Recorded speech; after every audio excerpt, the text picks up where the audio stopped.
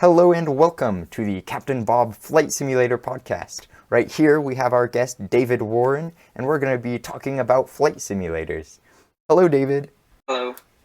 So, my first question for you is, how did you get started in flight simulation?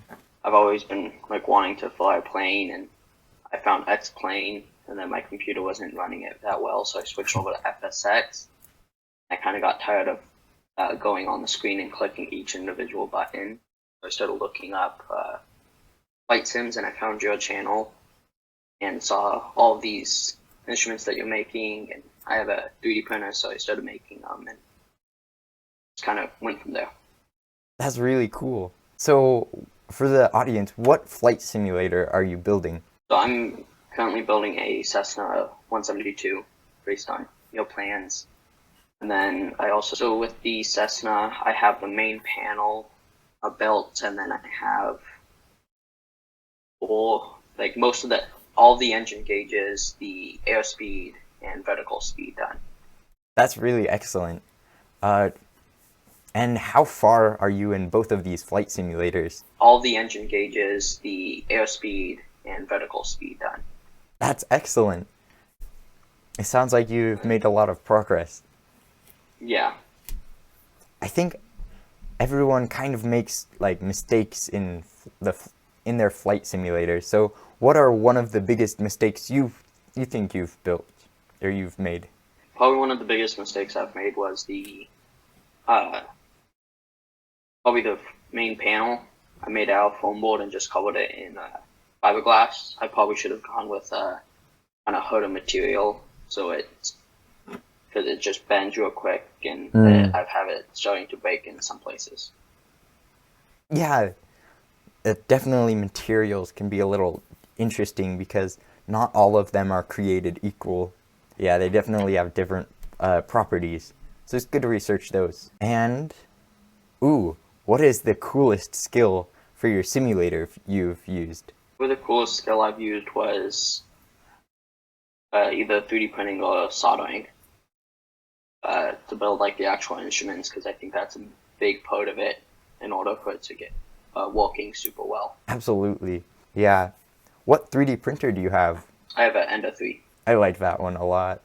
Do you print anything that's not necessarily for the flight simulator? Yeah, I've built a connector to keep my headphones up on the wall, and small things like that. It's the small things that matter. Yeah. Okay, so here's a question I like to ask.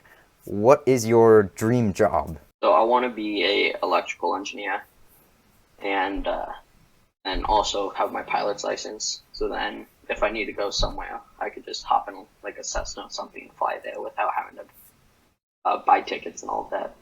Yeah, that sounds great. I think I want to be an electrical engineer too if I ever go down that road. So yeah, what got you into electronics?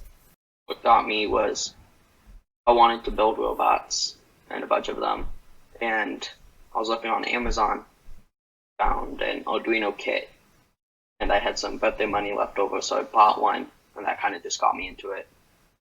Usually people, I don't think, go pick up a textbook and are just yes, this will be my career. Yeah, it's really interesting how things like that can impact your interests or spark them. And another thing was rockets. Oh yeah. Since I was 5, I've been building rockets, and then I wanted to start getting into guidance computers and computers to tell altitude and stuff. So that's kind of the big thing that got me back into it. Oh yeah. What do you think is the coolest rocket you've built? Probably the one that I've built most recently. I did a simulation. I think it went up to 100 miles an hour. Oh wow. Up to 3,000-4,000 feet. Not super high, but it went super fast. That's awesome. Yeah. Rockets are definitely cool to do that. I haven't worked with them too much, but when I have, It's awesome. Yeah. Yeah. So, do you do any things with like the guidance system of them?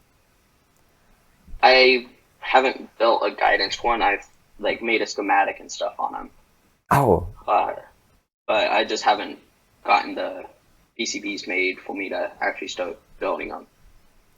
so that's super cool. You're building PCBs right now. Yeah. Yeah, that's really cool. What program? I use mainly Eagle and Easy EDA, just because it's Easy EDA is online, so I could be anywhere with just my laptop and not have to download more programs. I could just hop on the website and quickly put my idea down versus having to write it down on a piece of paper. That's smart. Uh, yeah, one of the good things about uh, that site would be that, like, it's, you know, what you just said. It's flexibility and like ease of access. So, what do you think? What are some of the things you do to keep yourself like with your simulator organized? I Some of the things I use is Fusion to like draw out my ideas, and then I have tons of notebooks that I write down ideas in and what I want to build next in my sim, and then uh, things like that where I could just write down my idea, uh, so then I don't forget on code. That's really smart because I feel like a lot of times, uh, if you don't write down your ideas, they escape. So it's good that you're writing them down. That's smart. Do you have a mentor for your flight simulator? I would say probably you, because Oh, all of the thank you. ideas that you put out, all the STLs that you've kind of gathered together and made your own. And that's what actually got me into building them. Oh, that's really cool. Uh, I'm glad they helped. And your dream job is an electrical engineer, but a question that kind of goes with that is, where do you see yourself in 10 years? In 10 years, I probably see myself looking at uh, somewhere building guidance computers for either planes or rockets, missiles, things like that. Because I want to focus on uh, aeronautics, Yeah, aerospace, for electrical engineering. that sounds that sounds really cool. I haven't done too much research into the guidance side of things, so I'd be curious to I guess learn a little bit more about that. Oh, and what's something that makes you unique? Something that makes me unique is all the things that I've probably done. I've done welding, I've made Oh, rocket wow. fuel, I started building like a mini house. I've built rockets, all of that, and I don't even have my driver's license yet. That's really impressive. Okay, here's a really fun question because I think it kind of gets your imagination sparking. But if you had unlimited resources, so like a fairy just came from the sky and was like, here, unlimited wishes. What would your flight simulator look like? It would probably be full motion, uh, all all the GPS, full motion with surround sound and surround projectors Yeah, instead of just like a screen on my desk. yeah, that would be really nice. Surround sound, that's something that people don't really talk about a lot. Uh, but you brought that up, so it must be important. Uh, but I think it would be really cool to have something with surround sound because it really takes you there, I guess. And what would be your ideal flight simulator? Uh, I'd love to build a Boeing one, but like a Boeing 737, but they're just so big. That's why I started with the Cessna, and I'm wanting to go on to the Learjet, just because they're still somewhat small. That's one of the really good things about the smaller planes is they just don't take up as much space because they're not as big of planes. Uh, yeah, space is definitely a constraint. Um, let's see. If you would like, what is one thing you'd like to change in the flight simulator world, or like the flight simulator community, I guess? Probably getting more people into it because it's really fun, but not many people into it. So there's there's still a lot of posts, but if there's more people, you could have more posts for different planes, and you could also add to them and help with more people getting into it and kind of expand the community. Yeah, that's a really good point. Uh, the I guess you were saying like if more people get in, more people will build more parts for more planes, and it'll be easier to get everything all good to go. So yeah, definitely the economy of scale, I guess. Like that would make it super cool. Oh, and what's something that you really like about the flight simulator community, like just in general? Probably how welcoming they are, how even if you're new, you don't really build that good of looking stuff, they still congratulate you and kind of gives you pointers on how to make it better. Yes, that's something real I've really noticed that I feel like isn't in all communities. If you're a noob, a flight sim noob, I when I first started, I was welcomed into the flight simulator community.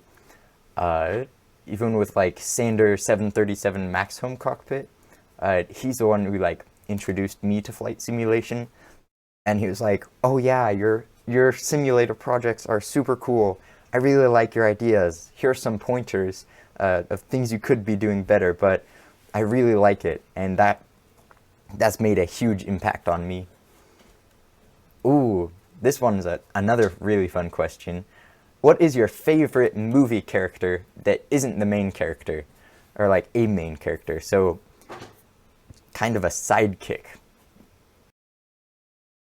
That is very hard. Yeah, sorry, I put you on the spot. This one So takes a lot probably of like thinking. probably like it's not really a character, but Friday from Iron Man. That's That would be super cool. he's Yeah, this one is a tricky question because if you say like, what is your favorite person in a movie that's not a main character, you're like, oh, Spider-Man. Oh, wait. Yeah, you really have to think about that one. And here's another tricky one, or maybe tricky. I don't know. I haven't asked it yet. But what is a movie that you could repeat over and over, but it's not necessarily your favorite? So you won't get sick of it, but it doesn't have to be your favorite. um something like a Hitchhiker's Guide to the Galaxy or something like not super big movie like that, but still somewhat well known. Yeah, that's cool. And what makes it so like repeatable? Just how like it's funny, but the jokes doesn't get old. Yeah, that's a good point. That's something that I think would make it appealing. What's something that you, or what are some of the things you do in your free time? You hit a little bit on rockets, but and flight simulators. But are there any other things you like to do? Uh, I like to play video games with my friends. I think that's it's something that almost everyone likes to do, but I just like building things. That's kind of Yeah, like broad what I like to do. yeah. You seem like a very like construction and like engineering oriented person, which is a good quality. Uh, what are some of the things you're proud of, like either building or fixing? Uh, some of the things I'm proud of building is a built motorized bike, and that's fun to ride. But I bet it would be. I've built computers, rockets, uh, a lot of things that can't really come to my mind right now. Yeah. But 3D printers, I've built laser engravers, Oh, you have? things like that. That all is really cool. Uh, it's so interesting because I think sometimes when people are in flight simulators, they think other people are only into flight simulators, which is kind of funny. But people can like multiple things. Yeah, and you obviously do. When you want to learn a new skill, how do you learn it? Probably through YouTube or websites like Instructables and stuff. Yeah. And what's one of the skills that you've learned from Instructables? Probably programming. That's a big one that I've learned. Oh, yeah. Like Python and Arduino. Those are big ones. Yeah, those are really big. What have you coded with Arduino? I've just made a little game uh, using like lights that go back and forth, Oh, and like you have to click a button on a certain light, like those arcade games. I made it where it gets faster and faster each time. oh, that's cool. Is it rigged? I bet it would be a ton of fun. Yeah, it is. Here's something that you can kind of learn about people in flight simulation. Do you prefer to build your flight simulators or do you prefer to fly them? I like both of them, but I think building them is a big fun part of them because you actually see what's behind the scenes versus just sitting down and flying them. Yeah, the behind the scenes aspect is something that's really big because I think if you just put someone in your cockpit and you're like, fly this, they're like, okay, I press the buttons and everything works. It's like an airplane. And they'll be like shocked. But then if you take them behind the scenes and you're like, here's how I soldered this panel, here's how I cut it, here's how I did this, and I built this instrument, it was all me, then that's like, whoa. So yeah, is I think that's one of the reasons building them it can be so cool. And when you finish your flight simulator, will it be finished forever? No, I think you could always upgrade it. You could always make it better. There's always something that has to be done to it to make it better. And I don't think it ever is finished. Yeah, that's. I think that would be true for a lot of the flight simulator builders. You can always find little improvements. So yeah, what has been one of the improvements that or one of the things that you've found that you improved in your flight simulator? Probably, probably the stand. I kind of just built a small little wooden frame for it, but I've started working on a better that it's not as shaky, so then it's hold still when you're actually flying it. Oh yeah, that's really cool. Why do you have to eat Takis during my podcast? Can you go upstairs? How many hours do you think you put into your flight simulator every week? Quite a bit. I think I put at least 2 to 3 hours each week, but the first week I built it, I put like 10 to 12 hours into it, just trying to get that panel made so then I could start working on the actual instruments. When you like start building things, I think a lot of times just because it's new, that really helps to like kickstart it. So yeah, you said you made your panel out of fiberglass. So is that correct? Yeah, I used like one of those dollar store foam boards that you just buy for $1, Oh, and then I took fiberglass and covered it in fiberglass. that's So then cool. to give it a little more strength to it. Oh, neat. Um, so yeah, that took you a little bit, uh, or like it sounds like I don't know. But Yeah, what do you think is the thing that took you the longest in your flight simulator? uh, probably the thing that took me the longest was the instruments, just because 3D printing time, and then having start printing, go to school, come back and have it be completely failed, and you have to restart it. That's a kind of big thing. That's so true. Just today, actually, or last night, I printed something and my filament was a little low. And so I was like, I really hope it doesn't run out of filament. That would be awful. And so I went to bed, printed it, came back the next day, and I saw that there was still filament on. And I was super excited. But then I realized that was because the nozzle clogged and it stopped like extruding filament halfway through. So it failed anyways. You can Yeah, never. I had a print like that, but I went to sleep, woke up, and the filament actually snapped because it Oh, was a little wet, like when it was actually going in. that's so So weird. that sucked a lot.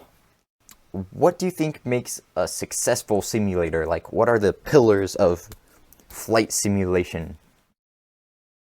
I think just actually walking on it versus just building a piece, have it not work, and you just kind of give up on it. I think actually walking on it and trying to get that one piece to work, and then go on to the next piece versus just that piece doesn't work, give up on it, and go on to the next one.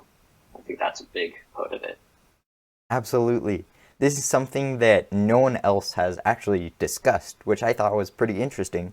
Uh, but as you said, uh, just get back up, I guess. Just keep working on it, even if it doesn't work out. Because I think you will fail at your flight simulator one time or another, but it's important to like dust off and get back up. So yeah, thank you so much for bringing that up because no one else has. Has your flight simulator ever been criticized? Um, it has some constructive criticism that kind of helped me design it better, and uh, that's why I wish I wouldn't have gone with foam and fiberglass because it just snaps super easily. Fiberglass, uh, not really giving it much strength, but more like rigidity, but it can still break. Yeah, But it kind of helped me with that and uh, made me think of more ideas to make it more strong. yeah. I'm really glad it was constructive criticism because sometimes if if it's like worded angrily, it can really discourage people. So, and I don't think it would discourage you. You seem like a really gung ho flight simulator, uh, but it can definitely take a toll. So yeah, try to, if you ever have criticism, try to make it good. Yeah. Do you have anything you would like to talk about? Uh, I like to talk about the like process you've made on making a few of your instruments because I've tried to make some before I found you, and I just couldn't really figure out how to get the servos and stuff to fit in a small, compact area. Yeah, I think the best way to get things super close together is to kind of is to make sure that the angles don't overlap. So servo has 180 degrees. So if you make the 180 degrees line up to where the other servo's 180 degrees is, then I guess it works out the best, ideally. And also something that I learned was that the servo needle doesn't necessarily need to be aligned with the servo horn. So like you could have, I guess it's hard to explain on with just like audio and video, but if you have a servo that arm is over here, then you don't necessarily have to have its servo horn right under it. You can have it offset so that it doesn't interfere with other servo horns. And yeah, the design process is a little confusing, but it does help a lot if you draw out where the servo's travel is, so that you make sure things don't hit each other. Yeah, I think that's a good idea. Oh, and always feel free to contact me if you have any more questions. What are some of the things that you feel new flight simulator people should know? Probably just stick at it. Don't beat yourself down because one part didn't fail. I've had every part fail more than once, and I'm still working on one of the pieces, trying to get it to work. But just stay at it and don't give up. Yeah, don't give up. That's great advice. And I like how you said every part you've designed or like put in your simulator has failed. And at first I was like, is that possible to have like every part fail? But then I realized, yeah, every part has failed for me like multiple times. I don't think there's a thing that I designed perfectly or like built perfectly the first time. And it's hard to, and it's easy to like see all the failures and be like, crazy. But keep it up. You're doing great, people. Do you have any one like building technique that you use that you'd like to share? I would say don't try to force pieces together. Probably like sand them down, or maybe reprint them if you have a printer, so then they fit better instead of trying to force it and then have it snap and then have to go and reprint it anyway. I think that's a big thing that I Yeah. Sanding does a lot. It makes things look good and it can take out material. Yeah, it's good to do that. And you don't get yourself hurt too. Yeah.